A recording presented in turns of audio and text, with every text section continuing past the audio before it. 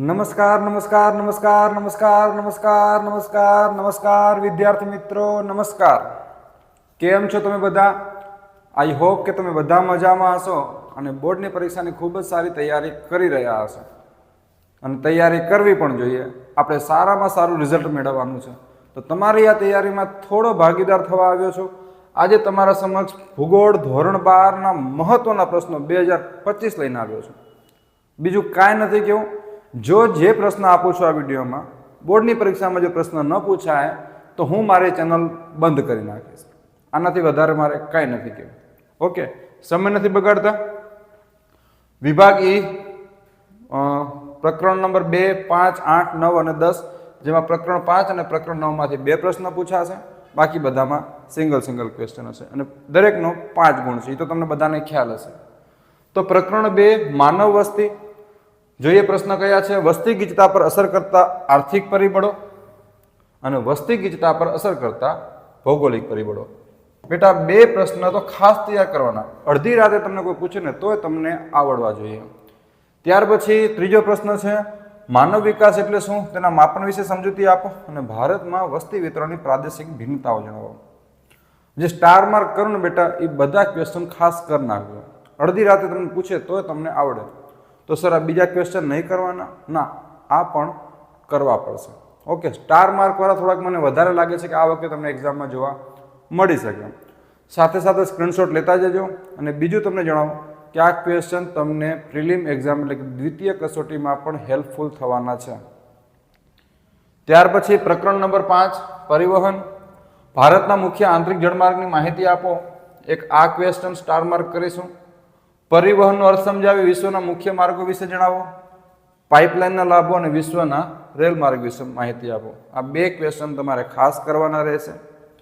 Screenshot સાથે સાથે લેતા જજો. ઓકે, ત્યાર પછી પ્રકરણ 8 માનવ વસાહતો.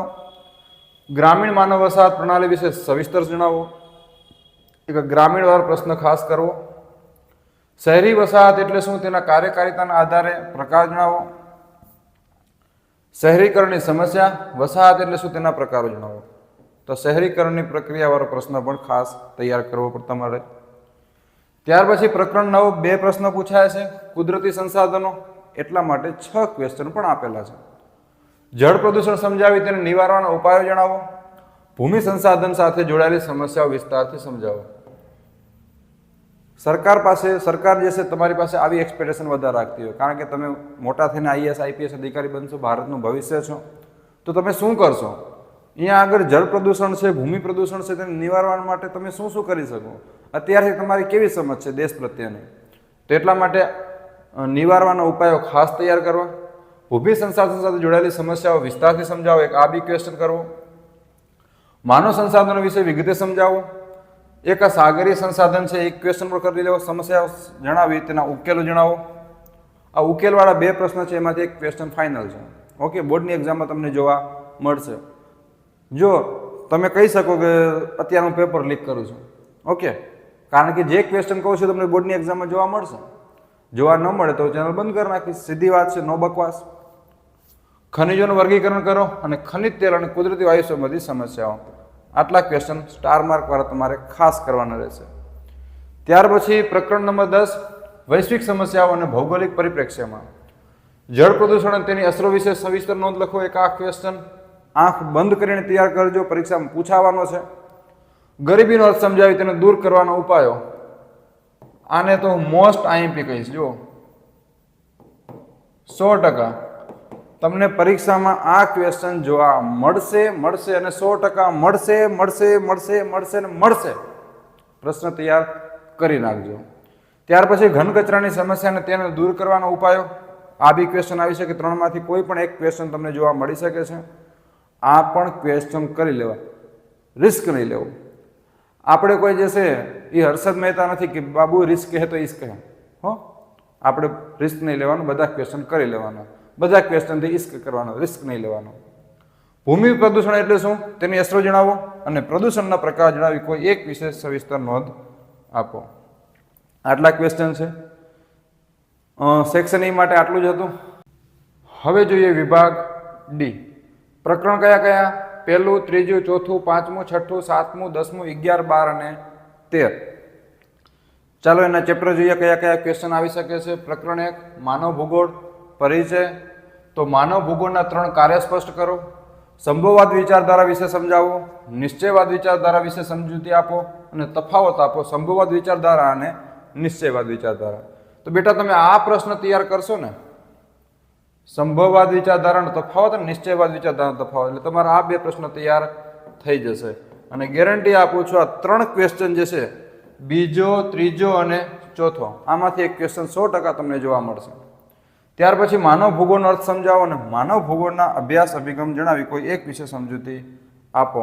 બેટા 3 ક્વેશ્ચન જે સ્ટાર માર્ક કર્યા છે ખાસ થવા જોઈએ અને સાથે સાથે બીજા પણ ક્વેશ્ચન થઈ જવા જોઈએ. ઓકે. પ્રકરણ 3 માનવીની પ્રાથમિક અને દ્વિતીયક પ્રવૃત્તિઓ. તો ખેતી આધારિત આનુષંગિક પ્રવૃત્તિઓ જણાવો. વ્યાપાર પશુપાલન વિશે ટૂંક નોંધ લખો. અસ્થાયી પશુપાલન વિશે ટૂંક નોંધ લખો. ઉદ્યોગોનું વર્ગીકરણ કરી ઉદ્યોગો વિશે સમજૂતી, લઘુ ઉદ્યોગો વિશે સમજૂતી આપો. એક આ ક્વેશ્ચન. મોટા પાયા પર ઉદ્યોગો વિશે સમજૂતી આપો. ઉદ્યોગોનું વર્ગીકરણ કરી ગૃહ ઉદ્યોગ વિશે. બેટા 2 ક્વેશ્ચન છે, 2 ક્વેશ્ચનમાંથી એક ક્વેશ્ચન તમને જોવા મળી શકે એવું મારું અનુમાન છે.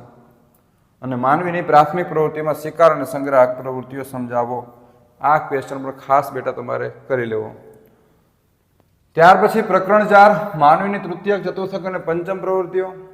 તમારે બધાએ આ પ્રવૃત્તિઓમાં ભાગ લેવાનો છે. ઉચ્ચ સ્તરીય સેવાઓમાં તમારે ભાગ આપવાનો છે. દેશના વિકાસમાં તમારે ભાગીદાર થવાનું છે. તો પ્રથમ પ્રશ્ન જો છે એ તમારા માટે છે ને તમારે તૈયાર કરવાનો પણ છે. ત્યાર પછી આંતરરાષ્ટ્રીય આર્થિક વ્યવસ્થાઓની સેવાઓ જણાવો. માનવીની તૃતીયક પ્રવૃત્તિમાં સેવાનું લક્ષણો. બેટા લક્ષણવાળા પ્રશ્ન જેટલા હોય ને પાઠ્યપુસ્તકમાં, નવનીતમાં, ત્યાં બધા તૈયાર કરી નાખજો. કારણ કે લક્ષણવાળા પ્રશ્ન આ વખતે ઘણા આવવાના છે. ઓકે.